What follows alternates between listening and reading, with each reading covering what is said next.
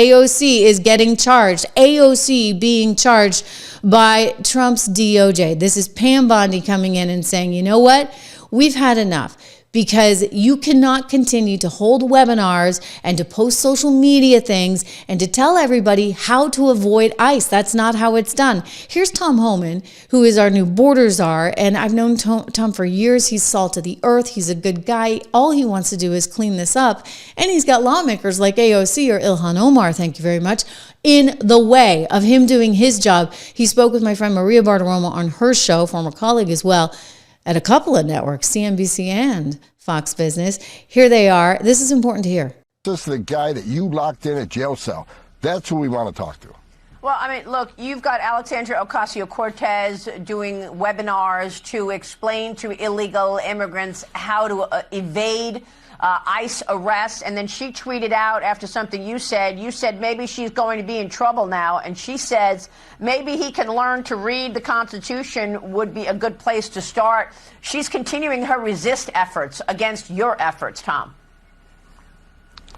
Look, I forgot more about the Constitution, immigration enforcement as you ever know. I mean, I had to educate her during congressional testimony that entering the country illegally is a crime. So, whatever. But what she needs to do is read the statutes enacted by Congress. Title 8, United States Code 1324, United States. Title 8, United States Code 1324 and 25. That's what she needs to read, because it's illegal to enter this country. It's a crime to enter this country illegally. Not only that, when you harbor and conceal and impede law enforcement, that's a felony. So what she's doing, she says she's educating them as to the constitutional rights, and we all know they got constitutional rights. But what she's really doing, you and I and the rest of the country knows, she's trying to teach them how to evade law enforcement. Now, I just said, well, out of the gate, we're concentrating on public safety threats, national security threats. So she's educating those in the country illegally with a significant criminal conviction, public safety threat. Don't open your door. Don't dot the I's. Here's how you invade law enforcement. Let's hope she's not educating the next person who gets out and murders a young college student in Georgia. I mean, these are bad people we're looking for. So she can call it education all she wants, but we all know it's about evading law enforcement. These people have been ordered removed. The people we're looking for right now have final orders. They're criminals. They're in the country illegally. A judge has ordered them removed. They become a fugitive. And these are the folks she's helping. So I've asked the Department of Justice to look at this. Where is the line on impediment? Where does that fine line so we can instruct ICE officers what they can do when people don't open the doors or try to evade their arrest? So I simply asked DOJ, give me a legal opinion, because every Department of Justice will interpret things differently. What is the legal opinion on impediment? And we'll see what happens. How significant are the businesses that the dangerous cartels have started up in America? Pretty dangerous, pretty significant. Kristi Noem was just out there today talking about how they're going after these gang members. It was really pretty incredible. Of course, she was all dressed up. The joke is, I shouldn't even tell you guys this, but you probably already know it. The joke is that now people are going to say, "Hey, I got to pretend I'm a criminal because I want Kristi Noem like showing up at my doorstep." Let me see if I can show you this, because she looks like a total bad, you know what, all decked out, going after the criminals. Here she is. I'm going to show you. Take a peek. Your new Department of Homeland Security Secretary. This morning we're going after MS-13 gang members, 18th Street gang members, bad dudes, getting them off the street. Thanks to all these officers putting their lives at risk to work in our task forces to make our streets safe. Okay. I know it's hard to hear, but the point is that she's out there, they're out there, and these are bad guys. You heard Tom Homan say something important. He referenced this debate that he's had in the past with one Alexandria Ocasio-Cortez. I want to show you what he was speaking to, because they've had their fireworks before. And he's not kidding when he says he's forgotten more about the Constitution than Alexandria Ocasio-Cortez ever hoped to ever know. Watch. Zero tolerance was interpreted as the policy that separated children from their If I get arrested for DUI and I have a young child in the car, I'm going to be separated. When I was a police officer in New York and I arrested a father for domestic violence, I separated that father from his Mr. Homan, family. with all due respect, legal asylees are not charged with any crime. When you're into the country illegally, it's violation 8 United States Code 1325. Seeking asylum is legal. If you want to seek asylum and go through the port of entry, do it the legal way. The Attorney General of the United States has made that clear. Okay. Mr. Chair, the memo is submitted to the record for review. Inspector General Costello, one last thing. Is there She's like, Here's the other thing, guys. Think about this. If you're applying for asylum, not only is Tom Homan right, you have to be in the appropriate venue to be applying for it. You can't actually come here illegally, camp out, and say, hey, now I'm applying for asylum. You actually also have to qualify for asylum. And most people that are coming here, in addition to them being here illegally, they're not qualifying for asylum. And I know this sounds harsh, but basically you have to be able to prove that you are in jeopardy in your homeland because of your political beliefs, because of your race or gender or something like that. You actually have to qualify. You can't say, gee, the economy's really bad in Mexico right now, and therefore I want a better opportunity in my life, and that's why I want to come to the United States. That actually doesn't qualify you. So you're not going to get asylum. All things being equal, you're just not going to get it. And so I keep going back to what were they trying to do? I mean, we know at one point they were trying to get 800,000 people that were here illegally registered as voters in New York City.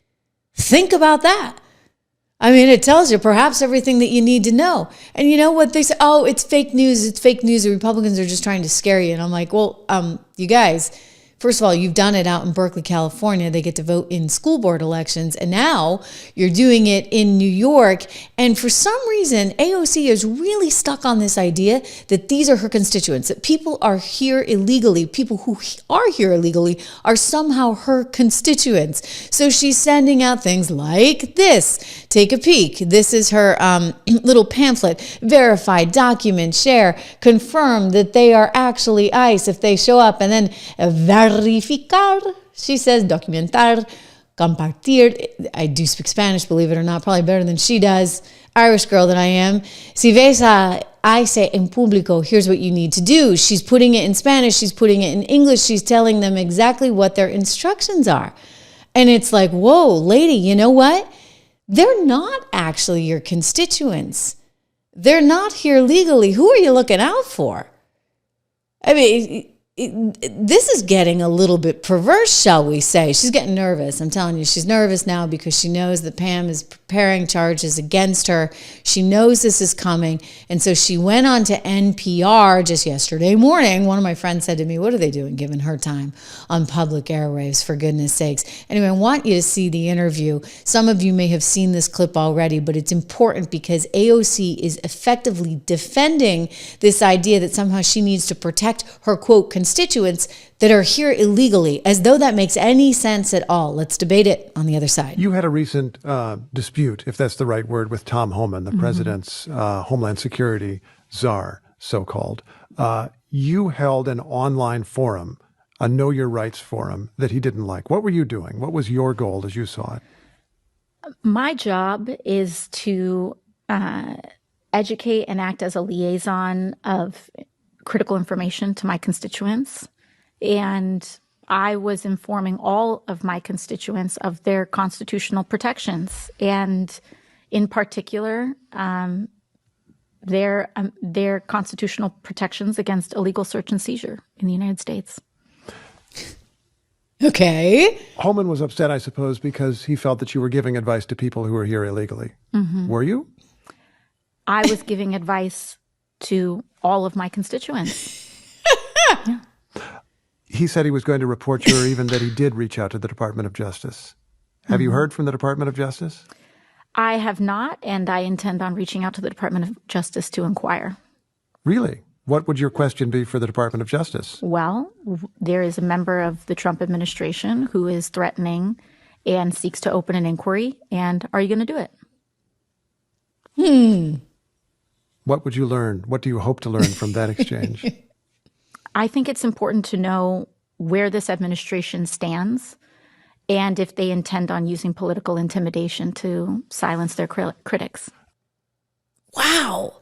Spirit-filled, thank you so much. Spirit-filled has been a very generous supporter, always here on the show and always encouraging everybody. Thank you again.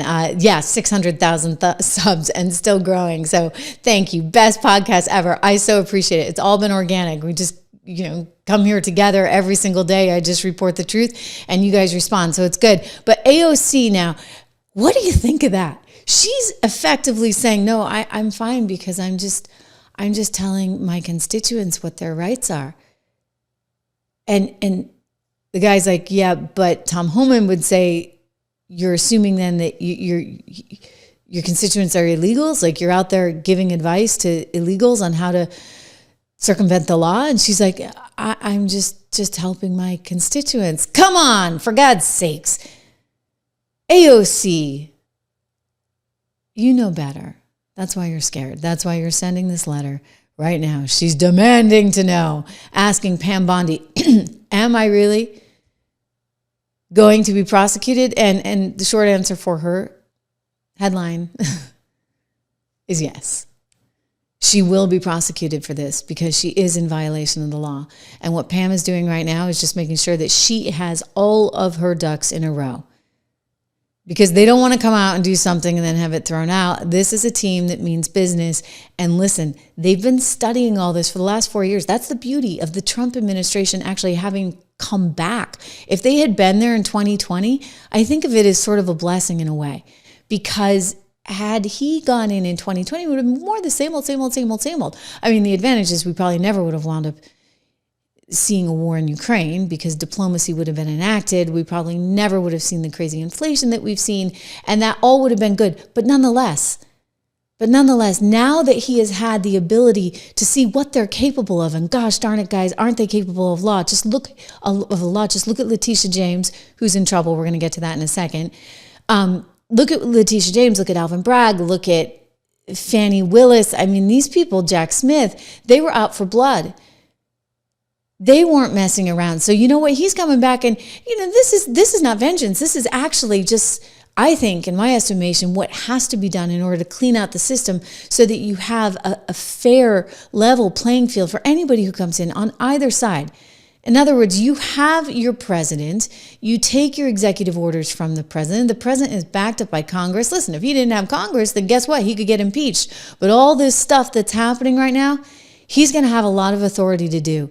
Believe me, he will. And that's why Letitia James is up a creek without a paddle. It's why AOC is in trouble. And there's going to be more, okay? So Tish, James, Kathy Hochul, the head of the DMV in New York, AOC in New York. AOC is going to be sued because of this. Trust me on this one. It's happening. She's worried as all heck. It's why, the headline she's flooding with whether or not she's under investigation. Well, let me just, again, reiterate to you, listen, I'll tell you what Tom told you. You're standing in the way of law officers doing their job. And those constituents that you claim to be repping, guess what? They need to be safe.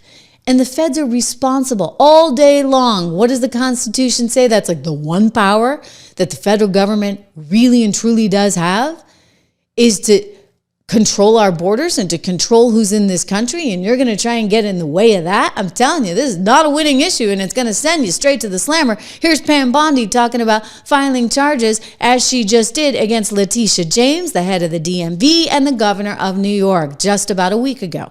We're here today because we have filed charges against the state of New York. We have filed charges against Kathy Hochul. We have filed charges against Letitia James and Mark Schroeder, who is with DMV. This is a new DOJ, and we are taking steps to protect Americans, American citizens, and angel moms, like the mom standing right behind me, who you're going to hear from in a moment. New York has chosen to prioritize illegal aliens over American citizens. It stops today. And she's saying she's going to end it. Okay? And you know what? If you're not going to end it, Letitia James, if you're not going to end it, Kathy Hochul, then she's going to make sure she does the work for you. I mean, they're going after all these illegals. You saw Kristi Noem, right? Secretary of Homeland Security. You've got Tom Homan, border czar. They're coordinating these efforts with ICE. And yet, simultaneously, people are in the way. I mean, Tom Homan talked about how it's amazing that these ICE leaks are happening, and he believes very strongly and has on good intel that they're coming straight from the FBI. Czar, Tom Homan. Tom, where are these leaks coming from? Well, look, we think it's coming from inside, and we know the first leak of Aurora is under current investigation. We think we identified that person under investigation right now. The California leak, Secretary Noem, she's correct. Some of the information we're receiving tends to lead toward the FBI. But I talked to the Deputy Attorney General all this weekend. They've opened up a criminal investigation. And they have promised that not only this person lose their job and lose their pension, they're going to go to jail. They're going to criminally prosecute. So we're all over it. They're all over it. So if the FBI, just think this through for a second, if the FBI is leaking, then it tells you got some serious problems, right? Again, this gets back to how we started this discussion, which is that there's this war, if you would, between the administration and the FBI, and that shouldn't exist because, you got a boss now. Kash Patel is the director of the FBI. He's appointed by the President of the United States. And if you don't actually want to play ball with him, then really you shouldn't be on the team. And so when it comes to people like James Dennehy that get pushed out, they're being pushed out for a reason. Because they do not have a viewpoint on the world that lines up with where this administration is going. And so Tom Homan saying, if the FBI is the one leaking, then once again, we got a problem. Okay. If the FBI is not turning over in New York the documentation that Pam Bondi has requested, the DOJ has requested on the Epstein files, then you got a problem. If the FBI is leaking ICE raids, you got a problem. You see how this just keeps, if you've got a congresswoman from New York who's out there telling everybody how to avoid ICE, you've got a problem. And so with new sheriffs in town, there's only one way to address it, right? There's one way to address it. And I'm telling you guys, Ilhan Omar is next. You're not going to believe the latest of what she's saying. I'm going to get to that. But first, a little celebration time. Okay, 1 year at 76 Research. This is the research company that I created, investment research company.